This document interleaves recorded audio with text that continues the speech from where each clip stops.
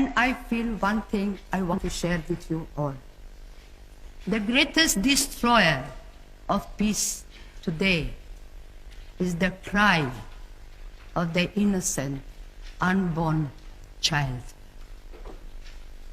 For if a mother can murder her own child in her own womb, what is left for you and for me to kill each other?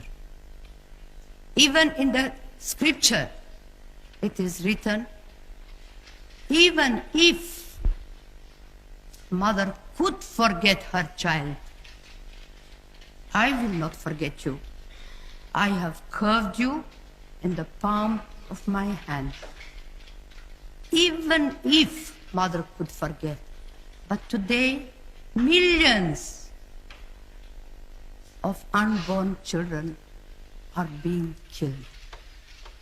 And we say nothing. In the newspapers, you read numbers of this one, that one being killed, this being destroyed.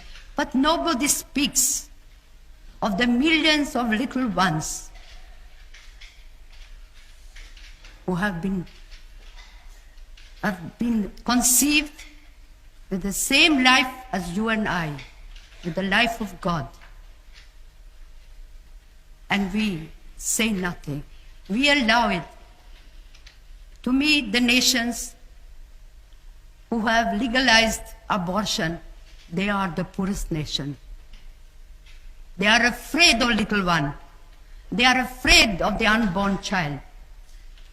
And the child must die because they don't want to feed one more child, to educate one more child.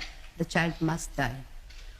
And here I ask you, in the name of these little ones, for it was that unborn child that recognized the presence of Jesus when Mary came to visit Elizabeth, her cousin. As we read in the gospel, the moment Mary came into the house, the little one in the womb of his mother leaped with joy, recognized the Prince of Peace. And so today, let us here make a strong resolution. We are going to save every little child, every unborn child, give them a chance to be born. And what we are doing, we are fighting abortion by adoption. And the good God has blessed the work so beautifully that we are saved thousands of children, and thousands of children have found a home where they are loved, they are wanted, they are cared. We have brought so much joy in the homes that there was not a child. And so today I ask, since His Majesty is here, and before you all who come from different countries, let us all pray that we have the courage to stand by the unborn child and give the child an opportunity to love and to be loved.